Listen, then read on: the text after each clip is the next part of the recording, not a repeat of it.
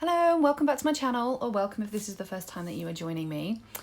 In my previous video where I did an unboxing of the Tarot Random Act of Kindness goodies that I received from Joe over at Joe the Tarot Guy, I unboxed the Triple Goddess Tarot but didn't go through all the cards and said that if people wanted a walkthrough that I could certainly do that, and a few people commented to say that they would like one. So that's what I'm going to do today. So this is a low Scarabeo deck that comes in a normal tuck box, and you get your normal little white book that's common with low Scarabeo. So most of it is in different languages, and the English part goes up to page 23. And the very last page is about the creators. So you have, I'm just going to read the information on the front of the little white book, and I'm sorry that the light is so bad that you can't see that. Hopefully it's just because it's white and it won't stop you from seeing the actual cards themselves, but we'll see. So it says, imagine if you could talk to the divine. What questions would you ask? Picture the wisdom and knowledge they fill you during your conversations. I think it's supposed to be fill you with during your conversations. You can talk to them using tarot. Tarot is a conduit to connect you to that higher power, the maiden, mother and crone, the triple aspects of the goddess. This deck is a powerful tool to help guide you into the mystic journey of the creation of a goddess from childhood to reincarnation. The Fool represents the narrator, the divine inspiration, bearing witness to teachings of the triple goddess. The first 7 mages depict the test that the maiden goes through to become a mother. The second 7 cards describe the mother's journey. Finally, the last 7 cards show how the crone deals with her stage of life and returning back home to the divine source. The minor arcana take on one aspect of the witch's pyramid: to know, to dare, to will, and to keep silent. Listen to the wisdom this deck has to offer. Ask questions. Listen to the stories the cards tell. Now, I don't really follow the Triple Goddess Mother Maiden Crone thing, and I intend to talk about that more in another video, but I still think this is a beautiful deck, and I like the theme. I do like the theme of this deck. And I also, at some point, plan to talk about the Witch's Pyramid as well, so if that's something that people would be interested in. Now, some of the cards have different names, so I'll talk about that as we go through the cards. And it's just your basic, simple information about each of the cards, and then a bit about using the cards. Then you have a Triple Goddess spread, where you use this 3-card spread to gain wisdom from the 3 levels of the Triple Goddess. Card 1, the Maiden, what are you looking to expand on? Card 2, the Mother, what lends you stability so you can be fulfilled? And card 3, the Crone, what can you let go that no longer serves you? And then, as I say, the last page is about the creators.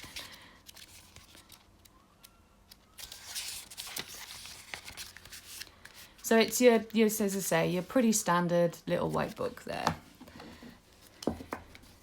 The cards are a little bit smaller than your standard, for example, your standard Rider-Waite-Smith deck, but not massively so. They seem to be a little bit smaller and not quite as tall, but they're a decent sized card.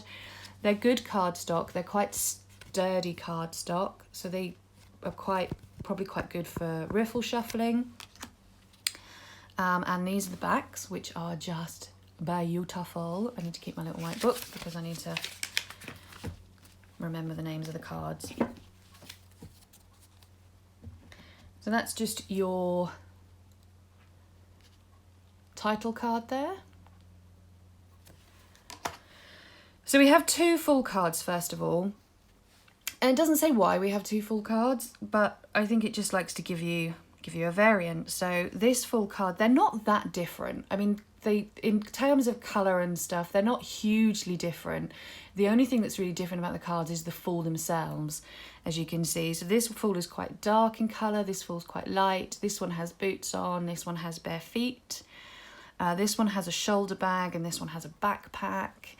This one's wearing a hood, and this one isn't. So there's not a huge amount of information as to why they've decided to do 2 full cards, but it's nice to have a choice, I suppose.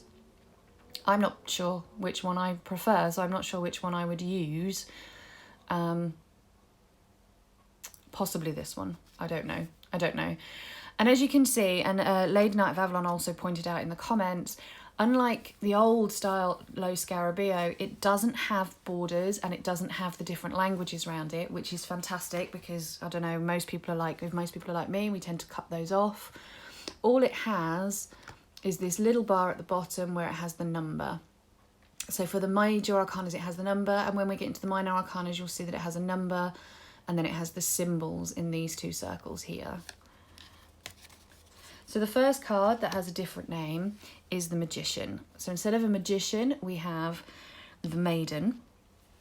And I really like this card. I like that we've got the 4 elements, you know, the 4 suits of the tarot card. And I love that they're sat on books instead of an altar. I think that's a really nice, subtle difference. And then we have the symbol. She's sitting within the symbol of the triple goddess there. Now, one thing about this deck that I did say that I was wrong about is that it has no men in it. It does actually have men in it. I've been through the deck and it does actually have men in it. So as you'll see as we go along, there are some men. This is the High Priestess. The Empress. So these haven't changed much. I love that instead of a crown, she's actually got butterflies above her head. I think that's a really nice change there. And then the little rabbit down here. And this Empress is pregnant. Some people I know don't really like it when the Empress is pregnant. Some people prefer it if it's, I think, if the Queen of Pentacles is pregnant or the Queen of Cups. You know, there's different women that can be different cards where that show pregnancy. But personally, I don't mind. I don't mind either way. The Emperor is a scary, badass dude. Like I said in the video before, my last video, that he reminds me a bit of like a character from Warcraft, or, you know, that kind of D&D type emperor. Very much a warrior. He's in armor. He's very much a military emperor. And this dog, how badass is that dog? Like with his red glowing eyes, and he looks like a hellhound. So I'm not really sure how I feel about this Emperor card. I love the image, but I'm not really sure how I feel about how it depicts the Emperor. I don't know, that's one that I'm going to have to sit with for a while. So this is another one that's changed. Instead of the Hierophant, we have the Teacher. And again, I love this. I love that she's out in nature. We've got the little fairy. This is actually a fairy up here. I don't know what this is on the tree. I don't know what it's supposed to be. And again, the book doesn't really give you any information about that. But definitely one of my favourite depictions of the Hierophant. So here's one of the cards with our first men in it. This is the Lovers. Now, see, personally, when I first saw this deck and I thought, you know, that they'd gone for a very feminine feel in this deck, I thought they missed a trick here. I think it would have been lovely if they'd had 2 women, just, you know, for something different, and to stay with the feel of the deck, of it being a very feminine feeling deck and a very women orientated deck. I think it would have been nice to have 2 women instead of your more traditional image of a man and a woman. I do like this archway though. I love the way that they've been framed. I love that you've got this, I guess it's the sun in the background, but you could assume it was the moon, and then you've got all these little glittery like fireflies. So I do like the deck. I love the hand fasting symbol there, but I think, you know, they missed a trick there. They could have had 2 women, and I think that would have been an awesome card. So the chariot only has 1 horse, and the woman is riding the horse instead of being on a chariot. And the symbol here is the crab. This card is just very, very fantasy for me. I read a lot of fantasy. I watch a lot of fantasy. I'm a huge fantasy lover. And this card, it just is very, very fantasy orientated to me. I like it. I do think it's a shame that we don't have the black and white horse and that we don't have an actual chariot. But overall, I actually really, really like that card. So instead of Strength, we have Mother. So those are the first 7 cards with the Journey of the Maiden to Mother, and now we're at the Mother. I do think this is a beautiful card, but it also makes me feel a bit sad because I'm not sure if the wolf is dying here. Or you know, and that makes me feel a bit, it pulls at my heartstrings a little bit, this one, but I do think it's a beautiful Strength card. So the Hermit is the Hermit, and it's again, an absolutely stunning Hermit card. I love that she's going into the caves, away from civilization and from people, and beautiful. The Wheel of Fortune, again, she has fairies. This makes me think of Rumpelstiltskin and the spinning of the gold. I don't know why, that's just the first thing that pops into my head when I see this image of the Wheel of Fortune. But it's a very interesting, again, very interesting take on this card that I'm going to have to sit with and unpack a bit more, I think. I promise I won't talk about every card, otherwise we'll be here all day.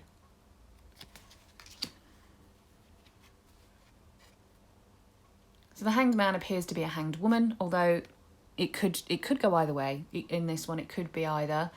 And the actual, her dress, well, her top is actually attached to the tree as well, which is interesting. How's this for a death card, right?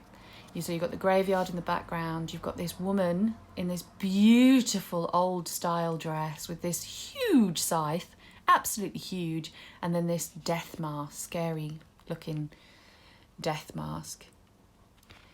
This one this one I did have a reaction to, like a, ooh, okay, kind of reaction to, which I think is interesting, and again, something that I'll want to explore in more detail. And then Temperance is the last of the Mother cards, the 7 cards through the Mother. So instead of the Devil, we have the Crone. And again, I'm not sure yet how I feel about that. And I'm not sure about the connection between the Crone and the Devil. But I do like the fact that she's walking away from her home. She's stripping off all these different things as she goes. There's a scarf, there's a necklace. I'm not sure what that thing is there. I can't really see it. And she's heading off into the woods alone. So she's breaking away from the bounds of society, I guess, and stepping off into the woods. This Tower card, though. Oh my God, this Tower card. I love it.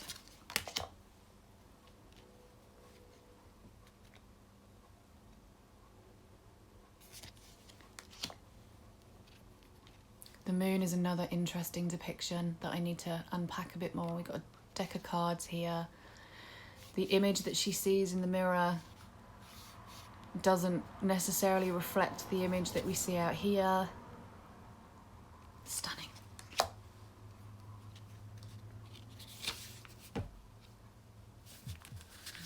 Just turn the pages over. The sun has no sun in it, which is interesting. It's obviously a beautiful sunny day, but there is no sun in the sun card.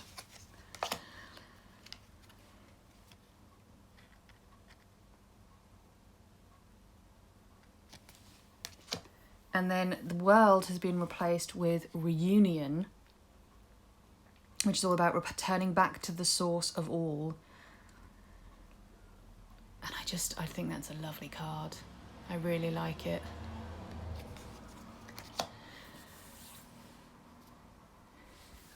So the suits are as are. So you got the cups, the swords, the wands and the pentacles as normal. And as I say, as you can see, you've got the number and then you've got the symbol in the 2 circles. And they're pretty standard Rider-Waite-Smith symbology. Although I do like that the 2 of Cups are young people, 2 young people. And I like the doves.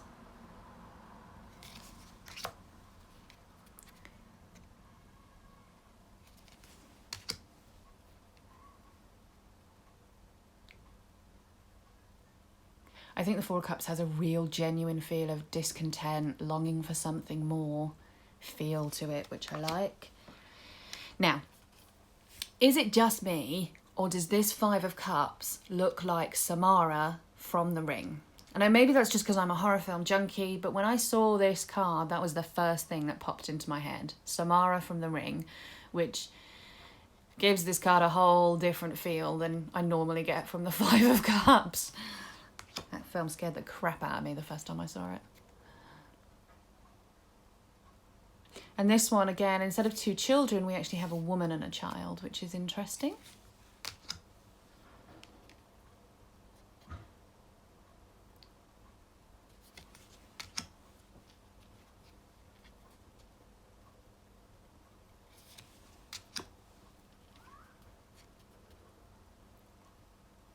I like that there are older women in this deck as well.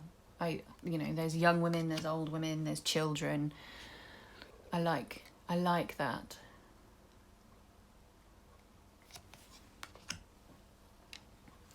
So this has an octopus, look. A little octopus instead of a fish. And with the court cards, you have like this helmet for the pages, which I know Lo Scarabeo does on some of their other decks. I know this isn't unique to this deck, but we have a helmet on the pages. On the knights, we have a horse's head. And then the queen and the has a crown. I'm a bit about this Queen of Cups. I like the imagery. I'm just not keen on her facial expression at all. I don't get the facial expression. Everything else about this woman I love, but the facial expression just doesn't do it for me. I just don't get it. And then instead of kings, they have elders, which are all women. So, and again, it's represented by a different type of crown at the bottom. So I'll try and get through the rest as quickly as possible.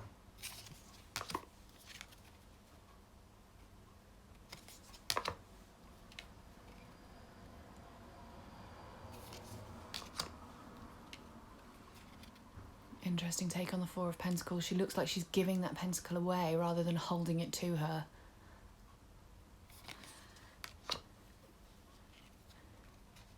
And again, the Five of Pentacles has a bit of a different feel than you normally get from the more standard Rider-Waite imagery.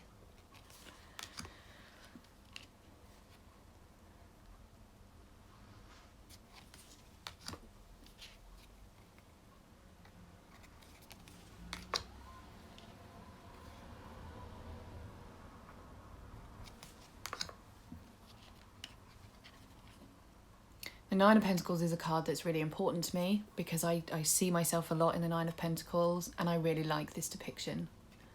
I'm really pleased with that particular card. And the Ten of Pentacles is interesting. So instead of having the normal family scene with the different generations and the dog and the children and stuff, we have just a woman by herself wrapping parcels.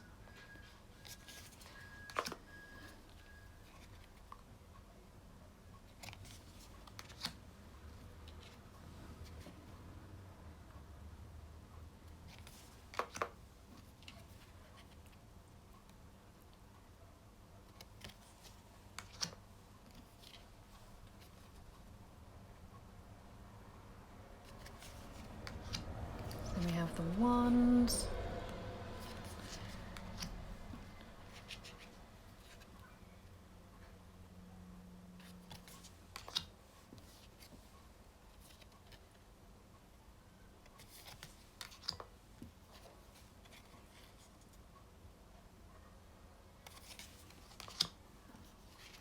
The Five of Wands is great. They've done a really, really good job of capturing the feeling of disagreements and arguments and, you know, just that general discontent amongst these people. I think they've done a fab job with that one.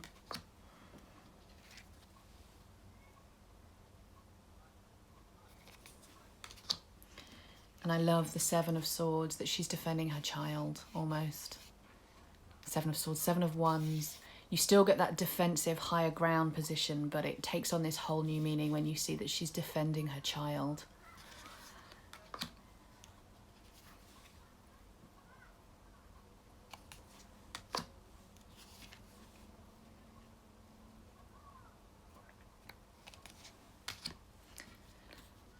And the Ten of Wands, instead of trying to carry all that load, she's just dropped it. It's too much for her, she's just dropped it.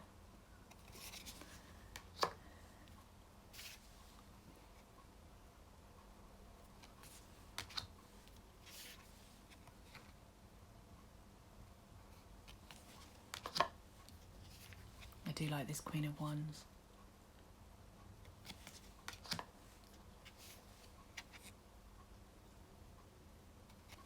And then the swords are actually, to me, the swords are one of those suits that's really important to me, and one of the major suits that I look at, because I feel so much connection to the sword cards, and there's so many things about the sword cards that I want to see done in a certain way. So the Two of Swords is perfect. I wouldn't change anything about this Two of Swords. I love it. Absolutely perfect. The Three of Swords is your pretty traditional image, but they've added this weeping woman down here, which I quite like.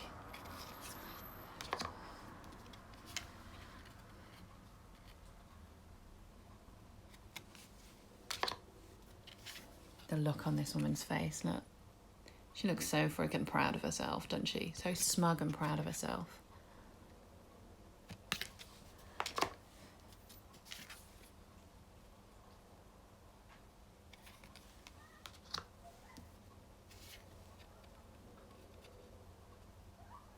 And I actually personally really love this take on the Eight of Swords. The Eight of Swords is another one where I like it to be depicted in a certain way. And this isn't normally how I would expect it to be depicted, but I actually really like this take on the Eight of Swords.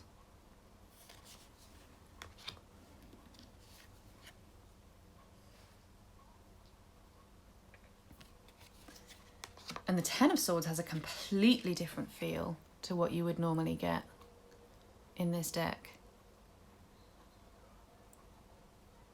Again, that's another one I need to spend some time with, I think. I love the Page of Swords. The Page of Swords is one of my favourite cards in this deck. I love that it's very, very clear what the Page of Swords is depicting.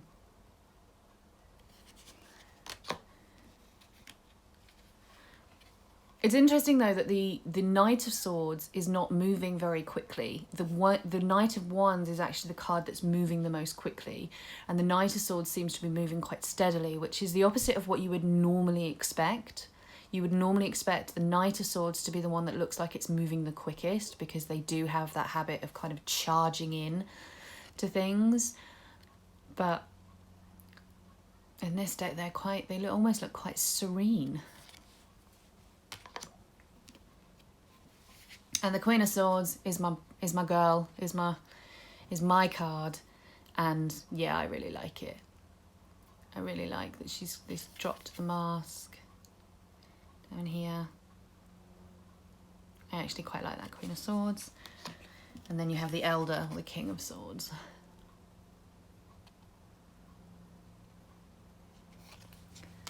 So overall, it's an absolutely stunning deck. I really like the artwork. I'm going to have to unpack some of the cards a bit, as I say, because some of the choices I'm not sure about, some of the depictions I'm not sure about.